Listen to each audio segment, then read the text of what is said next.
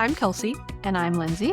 And this is What Makes You Fangirl, the podcast where we deep dive into all things One Direction and unpack the moments that turned us into lifelong fangirls. Throughout the series, we are following One Direction from their X Factor beginnings to global superstardom, unpacking albums, inside jokes, and the chaos that made history in a nostalgic rewind for anyone who's ever loved something a little too much. Before we dive in, make sure you like, follow, and subscribe to the podcast wherever you're listening right now so you never miss an episode.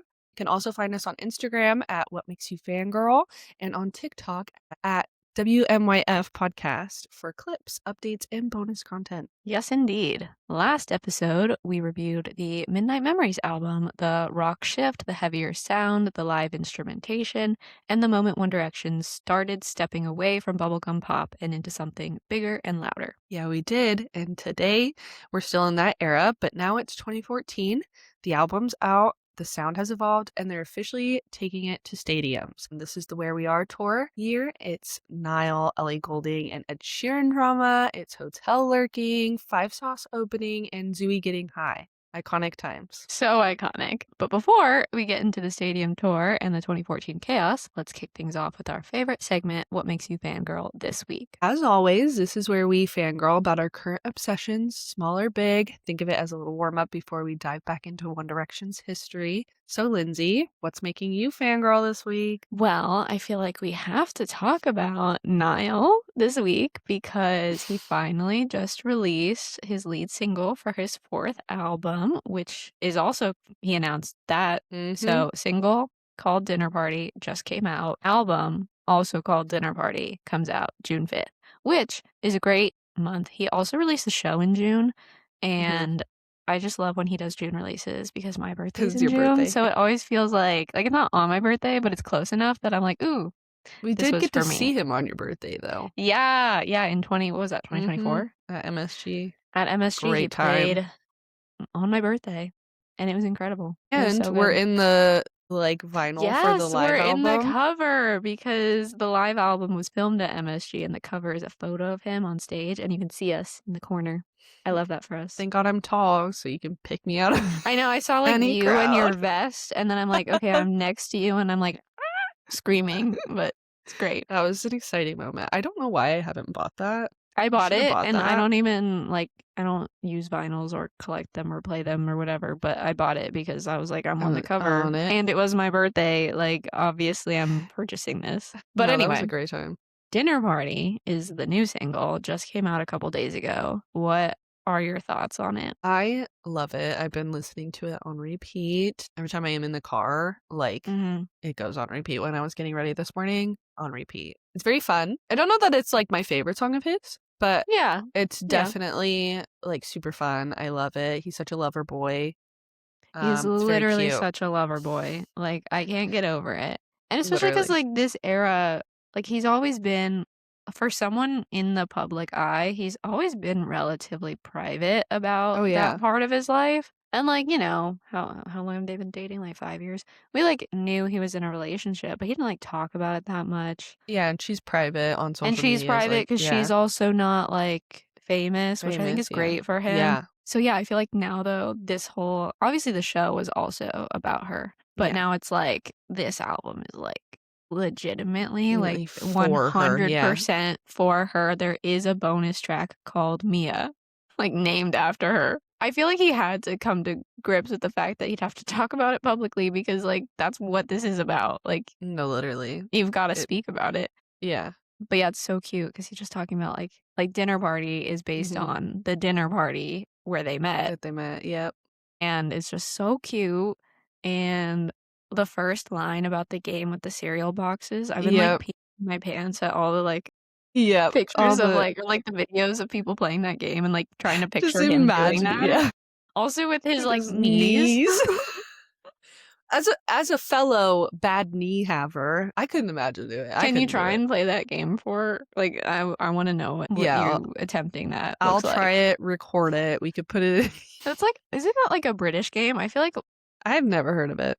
I was confused when I heard the lyrics. I was like, what is he talking about? The thing is, have you ever watched, I can't remember if you watched, do you watch Heartstopper? No. Okay. You should. Great show. I really should. You would like it. Anyway, in that, there's a scene where after prom, they're at one of their characters' houses, like having a good time. And there's a scene where they're playing that game. And at first when I saw it, I like had no idea what was going on when I watched the show. Because I don't think that we play it over here in the US. I think it's more of Yeah. a British thing. But we totally should. It looks kind of fun. It's Kind giving of like weird though. a minute to win it type Yeah. game. Oh my god, throwback. Yeah. No, totally. It's also kind of unsanitary. Like I don't really want to put a cereal box in my mouth. But Yeah. I digress. I'm just picturing Niall doing that, and it's hilarious. What's also hilarious is you think, like, oh, is that the moment that she knew? Like, it was him, he's like, the hunched one. over on the floor trying to grab a cereal box with his Trying mouth, not and she to was like, yeah, break his knees. that's the one for me. You know what? And I get it. I get it. I get it. girl. I get it. Totally. So, yeah, very happy for them. This album is literally just, like, for her. So I'm excited for her. Yep. Just as, like, an Same. observer. I'm like, wow. What a dream that you're living. Literally Wattpad come to life. Literally. She's literally your name. Because she's not, yeah. Like, she is your name. She is. And, like, specifically since she's, like, not famous. Like, yeah. Yeah, it's literally it's Wattpad. so, yeah, I love them. And I love And that. she's and so pretty. I can't She's so stand it. pretty. I think I'm jealous of Niall. No, good for him. Like, he really clocked that. Especially because, like, you know, not that you can't be a short king, but, like, I feel like she's out of his league. So, like, yeah. great work for him. That's what I said. I think I'm jealous of Niall. Yeah. Not jealous of I know Amelia. he's Niall Horan, but, like, still, I think she's out of his league. Oh, she's so pretty. And, like, in person, she's so, which is sounds like a weird thing to say since she's, like, private. But she was standing in front of us. She was standing in front of us at a festival. And yes, can confirm she's very pretty in person as well. Yeah. So I guess this fangirl segment is actually about Amelia. We're It basically really is. like Niall. Actually, yeah. I get it. I get why he wrote a really album about her. And I don't even know her personally. I would too. Anyway, the song itself, though, I really like it. I feel like since it dropped on a Fridays are always, like, interesting days. Because, like, I was working, so I didn't listen to it that much the first day. But then yesterday, the weather was really nice, and I, like, finally went outside and went on a walk. And, like, I was it's a good, like, yeah, summer. this is spring a good walking summer song. Life is worth living. The sun is on my face. Niall is in my ears. Yeah. So I'm very excited. Like, I can imagine, for the new era. like, being at the beach, and I'm assuming the whole album, like, he kind of said that it was like a summer jams album. Yeah. Being at the beach and just, like, having the album on. Like, I'm so excited for that. Yeah. Gonna have to do that come June 5th. That's gonna be, it's gonna be so good. And so, yeah, the album comes out June 5th. The single is out now. Everyone should listen to it. It's very good. Makes me want to host a dinner party.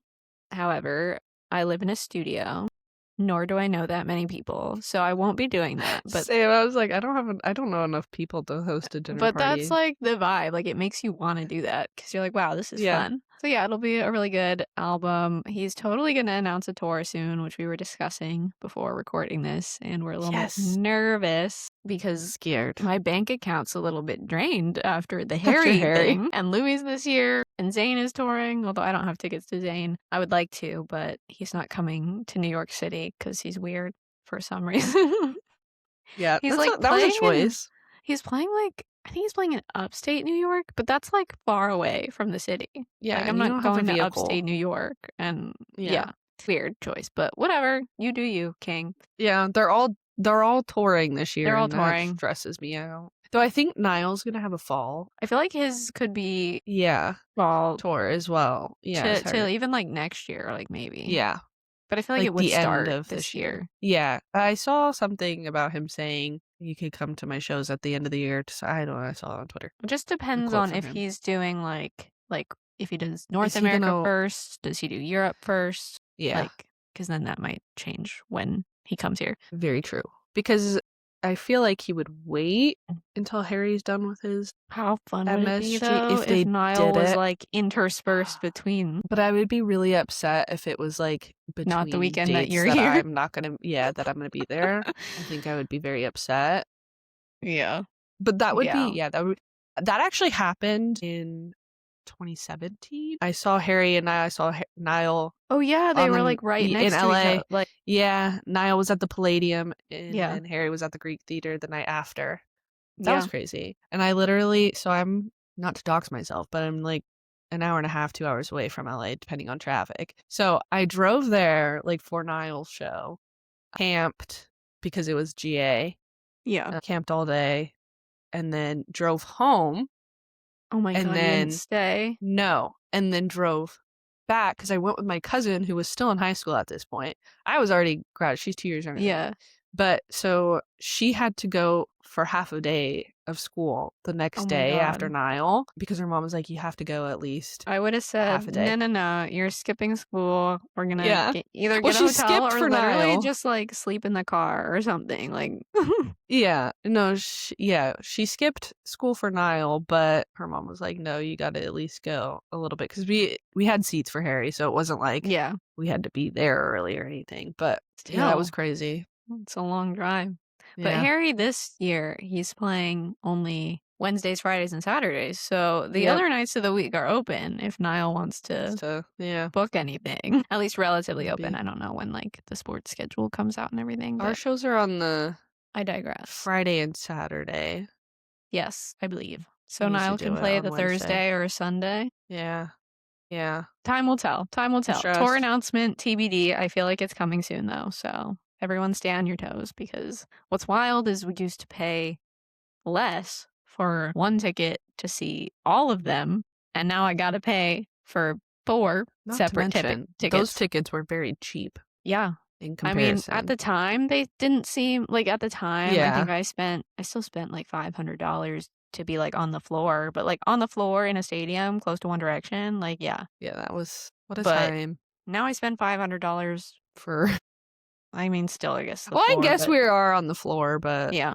But still, it's different it's because we not a have to do it seat. 4 times. We have to do it 4 times for each of them. Yeah. In this economy? Which is, if they're all $500, that's $2,000. Yeah. So Crazy. everyone save up in your piggy banks. It's coming. It's coming soon. I'm scared. Anyway, also, side note, Minnie, what makes you fangirl this week? As I must mention, last night I saw the new Ryan Gosling movie, Project Hail Mary, and it has Sign of the Times in it. Like a woman sings Sign of the Times in it. So I was like, Yeah, and that was slay. the reason for his Yeah. SNL His monologue. SNL Yeah. appearance and Ryan singing Sign of the Times in Mhm. his monologue, yeah. So I finally saw that movie. It was good. Would recommend, but we don't need to dwell on it. I just thought it was fun. When Sign of the Times started playing, I went with my friend who's like not a Harry fan, and like the first note goes and I like slap her and she was like, "What?" And I was like, "It's happening. It's happening right now. It's happening." And she was like, "What?" And I was like, "It's happening."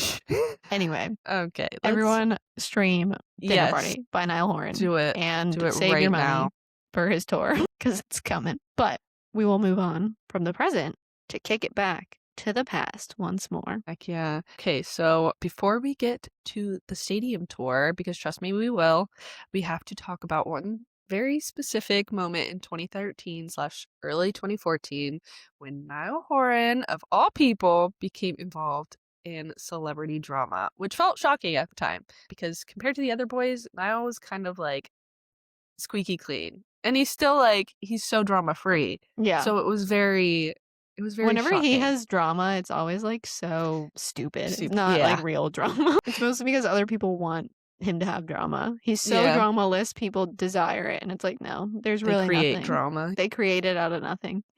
But yeah, so the fandom narrative was always that Niall was just golfing, eating Nando's, minding his business. He was the safe one, the unproblematic king, the least likely member of One Direction to end up in a messy love triangle. At least, we thought.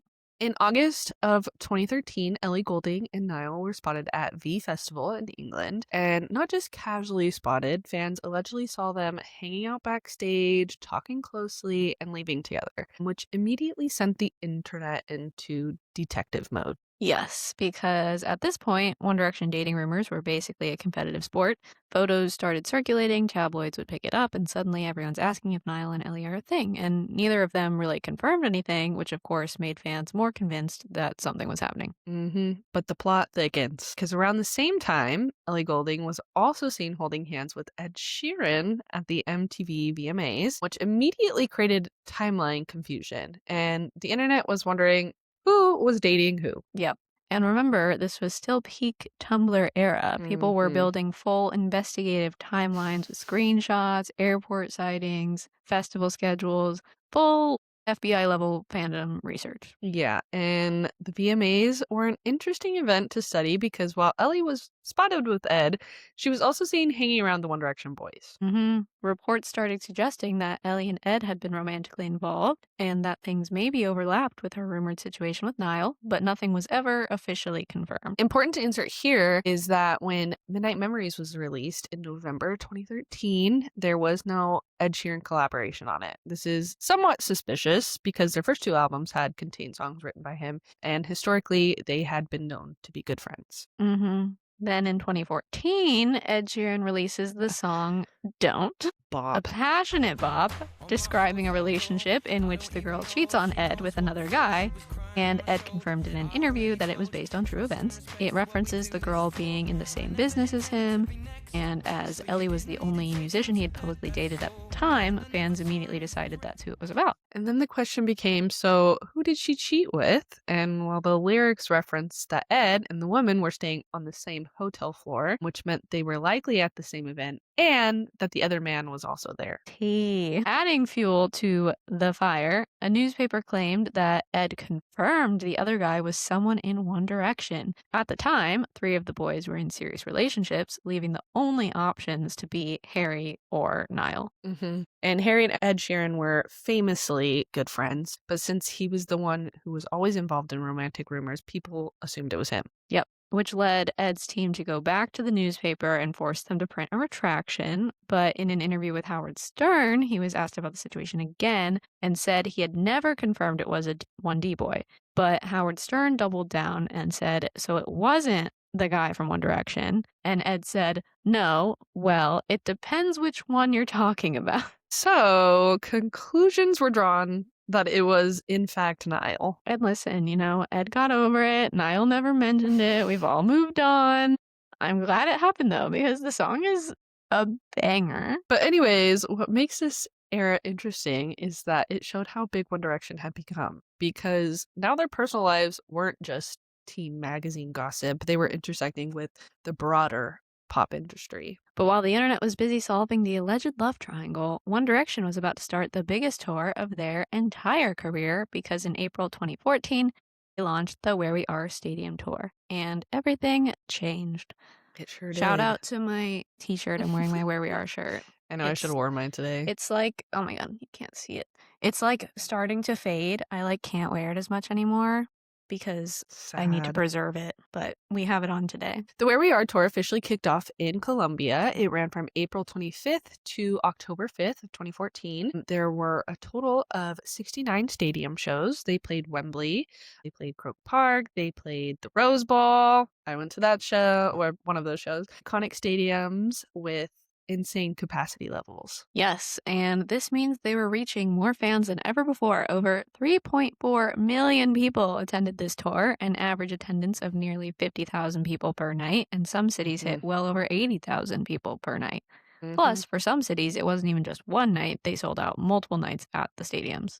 Yep, and the tour grossed 290 million, which made it the highest grossing tour of 2014. Not just for a band, not just for a pop act, the highest grossing tour of the entire year. Yeah, and what's wild is they announced it almost a year in advance in May 2013 at a press conference at Wembley Stadium, which was a major flex. Tickets for the UK and Ireland went on sale and sold out in minutes. The very first show in Colombia sold out in a single day, almost a year before the concert even happened. And while concerts today often sell out very quickly, this was a newer phenomenon at the time. That's how you knew you weren't just popular, you were operating at a global demand level. Yes, and according to reports, this tour sold, oh, this is a large number that I wrote out. Okay, 3,439,560 tickets. Essentially 100% capacity across the run. That's all you need to know, 100%.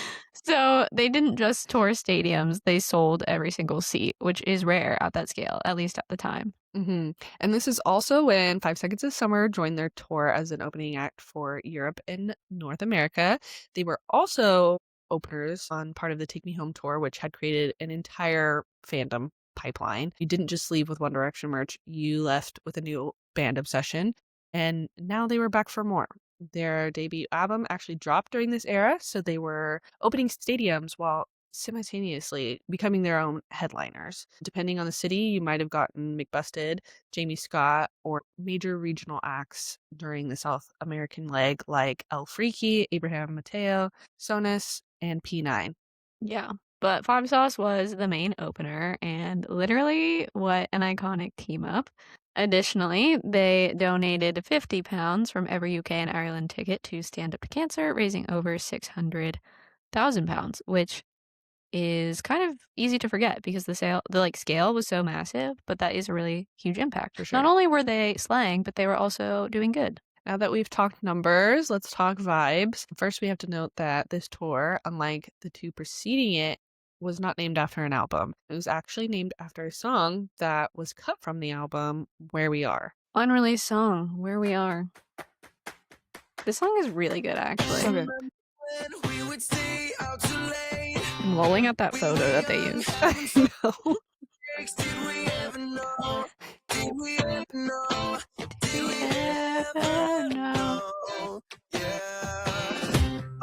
Get it, Liam. Why did they pick these pictures? I don't know. It was giving like old days. But like they wanted to update it.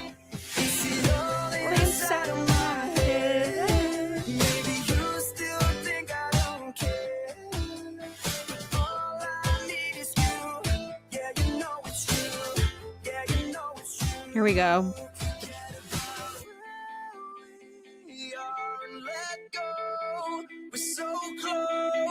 If you don't know where to start, just hold on and don't run. No, we're looking back. We messed around, but that was then, and this is now.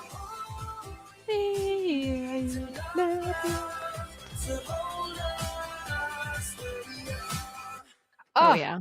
Are you joking? Literally so what good. do you mean that was not part What of the do album? you mean And they whoever kept leaked something great and Yeah. got rid of that?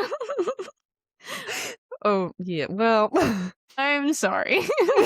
What do you mean? but whoever leaked it, God bless you. I know, thank God it got leaked. I love that song. Do we think it was like an inside job that did it? Probably. I feel like it's always an inside job. Yeah.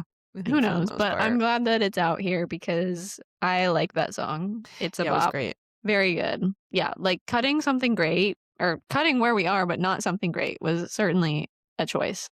Yeah, and especially considering they still named the tour after it. Yeah, like you cut this song but then you're going to name your whole tour after it. I wonder if they like named the tour, like got everything set up, and then they were like, we're gonna cut this out. I wonder what order they now. did it in, like if they already had the tour planned, Yeah, and then they were still like finalizing the album. I still think it's whack that they kept something great instead of that. But she's not gonna shut up about it, guys. I know, I'll never get over it. I'm so sorry.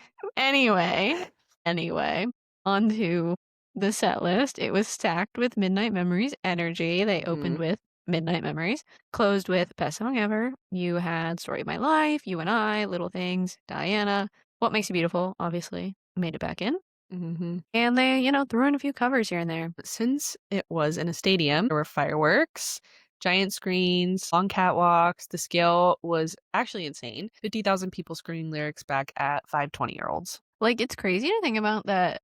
I know, like, we are younger than them, so at the time we didn't realize it, but, like, thinking about, like, now being 27, 20-year-olds are, like, children. Babies. So, like, the fact that that was their life at 20 years old, that's crazy. I mean, they're not even, like, that much older than we are.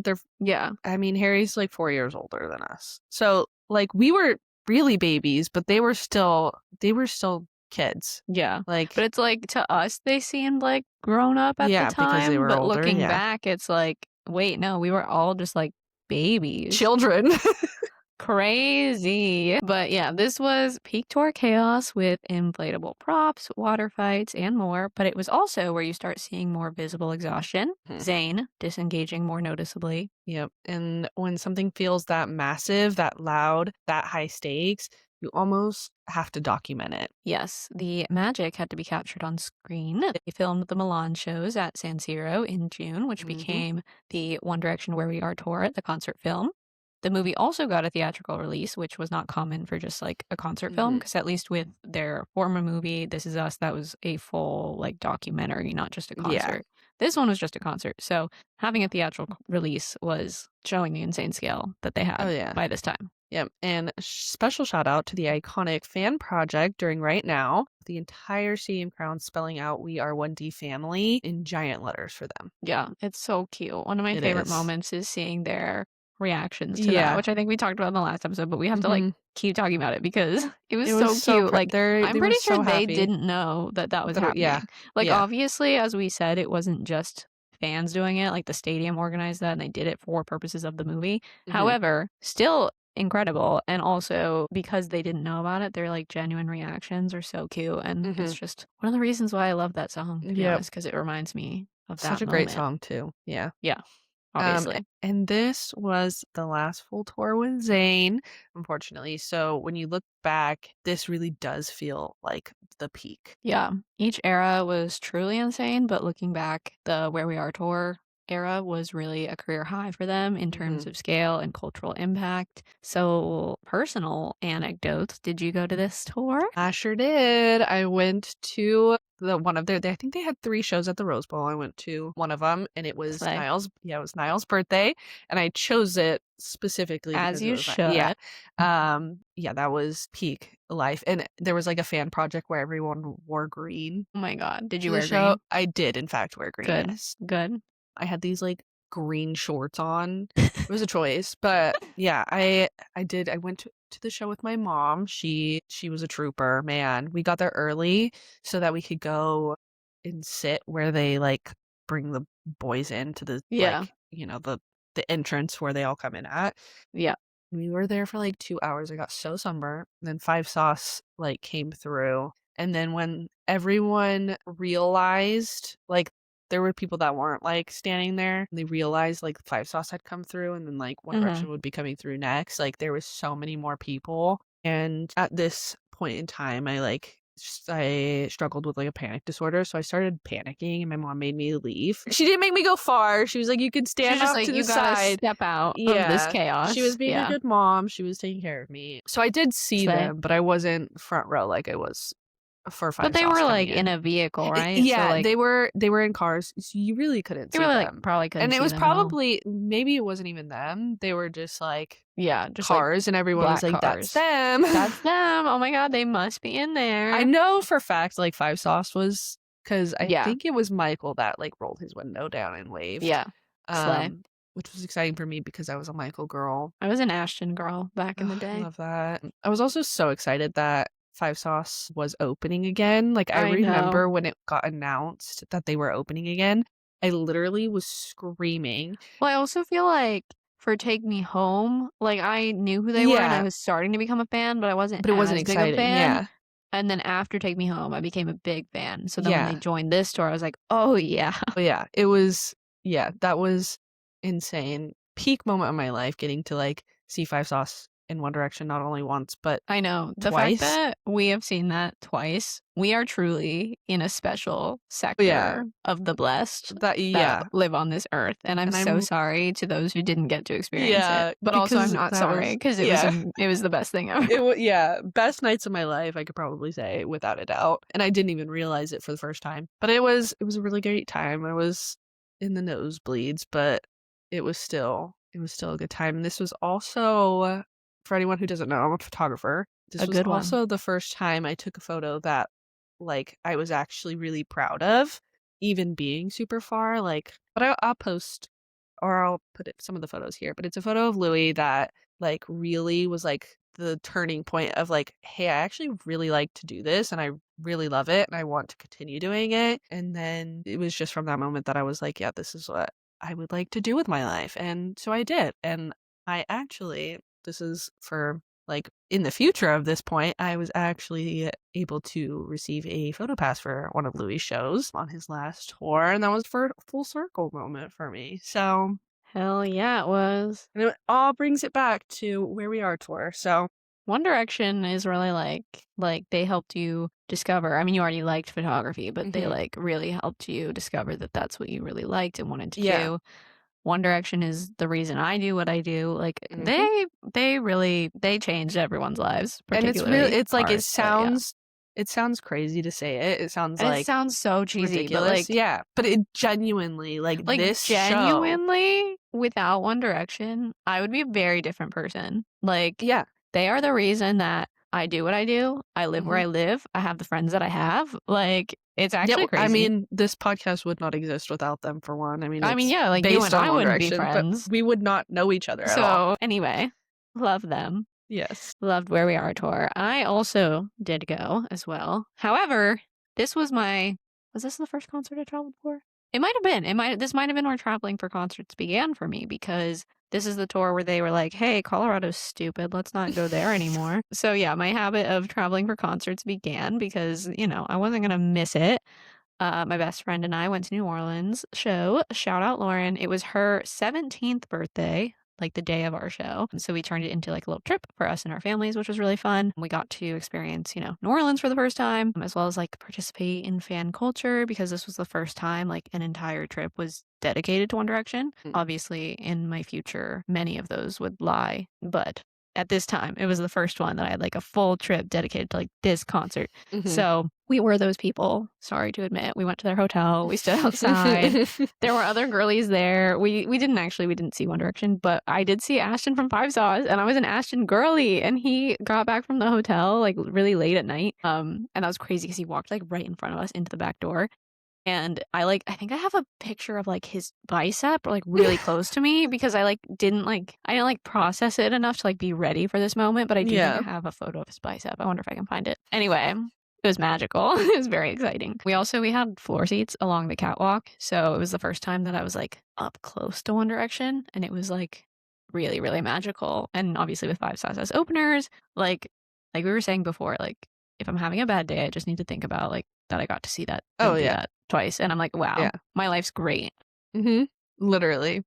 But my mom and my friend's mom also went to the show, and I remember them distinctly. I remember my mom saying that Zayn didn't look like he was having a very good time, which, subtle foreshadowing. I feel like I played it off, and I was like, no, Mom, you don't get it. Vibe. He's just like quiet. But she might have seen something.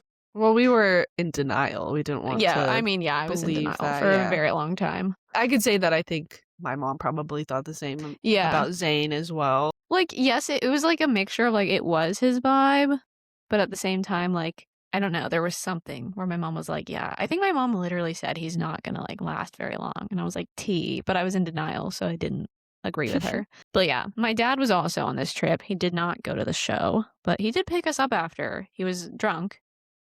Because while we were at the show, he went to a bar and he brought like these bags of candy, like post concert. He was like, oh my God, like I brought you candy. And he was trying to hand it out to random girls. And we were like, hey, like you're like a middle-aged man. You can't be handing out candy to young teenagers. Like that's not going to fly. But it was well-intentioned, and it was very nice of him. And good memory for me. Like One Direction, candy after. What more is there to enjoy out of life?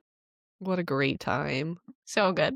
I miss that time of life. Yeah. But this tour really felt invincible. They were untouchable. Commercial peak, cultural dominance. And because it was stadium level, everything was amplified. The highs of the chaos and the scrutiny. Yeah, so in the middle of all of that, something happened that shifted the narrative a little bit. And it happened in Peru.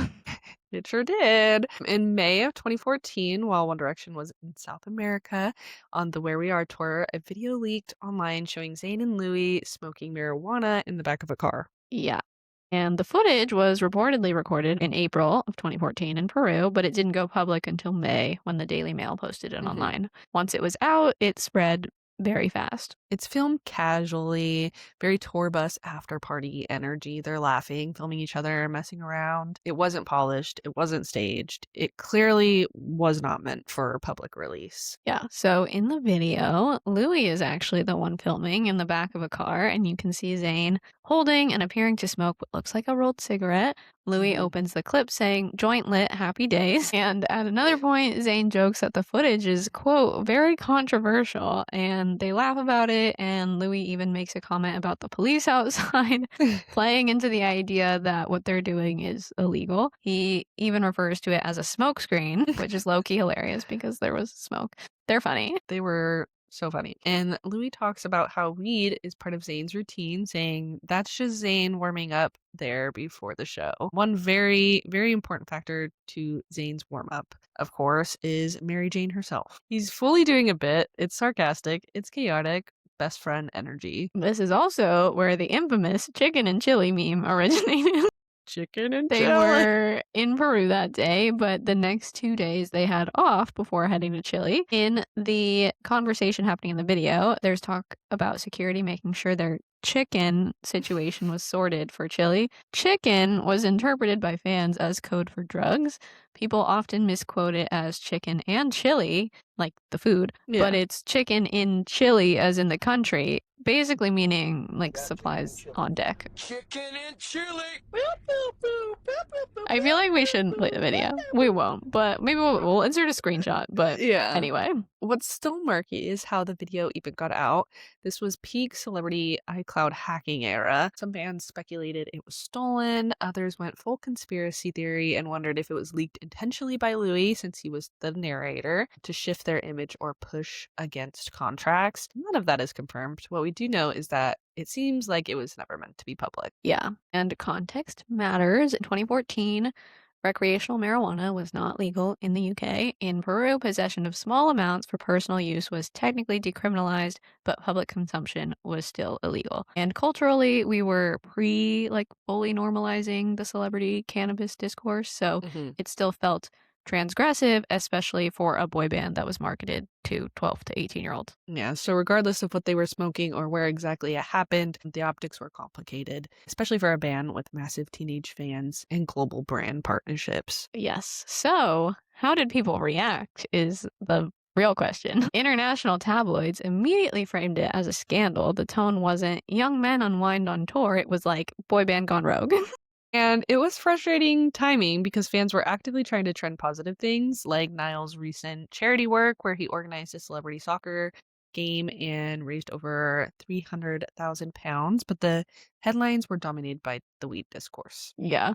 And the fandom response was very split. Like, some fans defended them instantly. The argument was, they're 21, like, they're adults, they're on a tour with a rigorous work schedule, like, chill, let them live. And others were worried, some morally outraged for sure, and especially young fans and their parents. But others were more concerned about how it might affect the tour, their image, or even their health as singers. Yes, there were even extreme reactions, which we won't get into because Yeah. it's a lot. But in an effort to distract from the scandal, fans began posting nudes under the hashtag #SkinForZouis. Liam publicly discouraged this behavior, and that's not the only one. There was also a trend, trigger warning, Yeah. to self-harm. Similar thing actually happened the year prior among Beliebers when Justin Bieber had a weed scandal. However, most of the content under this trend was actually people discouraging it, which is good. Yeah. And then there was a third group downplaying it entirely, saying the media was overreacting and it wasn't even confirmed what they were smoking. Additionally, sources, whether real or not, were claiming that this made Harry mad. And at this time, fans were so scared that Harry was going to go solo. So they were afraid that anything like this could be an excuse for him to leave. However, this was, obviously unconfirmed. So what did you think when this dropped? Like, what do you remember what your reaction was? I literally didn't care. I'm from California, so weed was something I was around a lot. Like, my walk to middle school had 3 weed dispensaries on the way there, so I genuinely was like, "Oh, this is normal." Like, I didn't have any thoughts about it, and then I saw people, like, freaking out about it, and I was like, "It's just weed." Similarly, I'm from Colorado, which, Yeah. 420 state, mile high. Slay. Not that I partook. Mother, Yeah. if you're listening, never have I ever smoked weed in my entire life. But I was 15 or 16 at the time, and like I said, from Colorado. So while I don't personally partake in these extracurriculars, it was not like uncommon. So I don't remember that being like super morally outraged or anything. Hmm. I also think most of us, at least above the age of like 15, knew that Zayn and Louis like kind of did this sort of thing. It had never Yeah. been explicitly seen, but we kind of assumed. I Hmm. do think I was concerned about what it meant for them as a group. Like, this Yeah. was their first, like, big scandal, and I was like, "Oh, no." Like, Zayn was already acting weird. There were the rumors Yeah. about Harry wanting to be solo, and I think I was a little bit worried about that. Like, what could this do to them? Hmm. Like, I need them. Like, they Yeah. can't they can't leave. I need them. So, yeah, I don't think I was, like, morally outraged. I think I was just a little bit worried, Yeah. but whatever. Officially, though, there was like silence. A band spokesperson said it was in the hands of our lawyers, and Liam was the only member who like semi addressed it publicly because he tweeted that they were young and people make mistakes in their 20s. Like, it wasn't a full apology, but it was kind of like an attempt to calm things down. Yeah. Louis and Zayn themselves never directly addressed the video. No interviews, no denial, no apology. The strategy was mostly to ignore it and let it burn out. Burnout. Um, That's yeah, funny. the Louis has referenced in recent years when brought up by fans, so he clearly remembers it. Yeah. I don't know how they could forget. It was Chicken I'm and sure. chili. Yeah. And even Simon Cowell publicly defended them, which helped soften the narrative a little bit. Yeah. Now, this wasn't a cancellation moment. The tour continued, shows weren't pulled, fans still showed up, but culturally, it cracked the perfect boy band narrative. It was one of the first times during the stadium era where the headlines weren't about the records, they were about behavior. Yeah, it wasn't career ending, obviously, but it Hmm. was a stress fracture. You could feel the pressure of global superstardom starting to collide with real adulthood. And what makes this moment hit differently in hindsight is that this was peak Zouis. They were inseparable during this era, always next to each other, always joking, always chaotic together. The video honestly feels less like a scandal and more like two best friends being idiots in the back of a car. Like they were 21. Yeah, That's what 21-year-olds did. yeah, So, and knowing how their friendship later fractured makes this clip feel strangely mhm. bittersweet.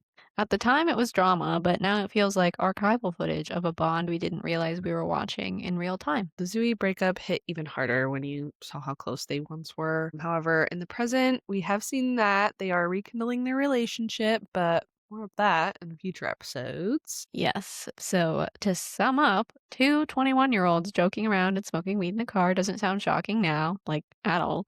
Yep. But in 2014, under that microscope, it became very symbolic. And whether you think it was harmless or overblown, it undeniably shifted the tone. Suddenly, the era wasn't just fireworks and perfect hair and sold out stadiums. There was definitely friction. Mm. So that is 2014, the year One Direction hit their absolute commercial peak. Stadiums, $290 million, 3.4 million fans, cultural dominance, and at the exact same time, love triangle rumors, exhaustion, leaked videos, shifting dynamics. The highs were higher than ever, but so was the pressure. And yes, that is pun intended. The highs were higher than ever. The Where We Are tour really was the summit. You can feel it looking back. It's loud, it's cinematic, it's record breaking, but it's also the last full era before everything starts to change because moving into the four era is when the cracks become impossible to ignore. Yeah, so next time we're stepping into that shift. We're officially diving into the Four era, which was their last album as a five-piece. So make sure you're subscribed. And if you love this episode, don't forget to like and rate and follow the show wherever you're listening. Plus, make sure you're following us on Instagram at What Makes You Fangirl and on TikTok at WMYF Podcast so you never miss what's coming next. And while you're there, tell us your favorite Where We Are tour memory or what you thought when the Zouis video dropped. We want to hear it. And remember, life's too short not to freak out over the things you love. It's totally okay to fangirl a little too much. Bye. Bye!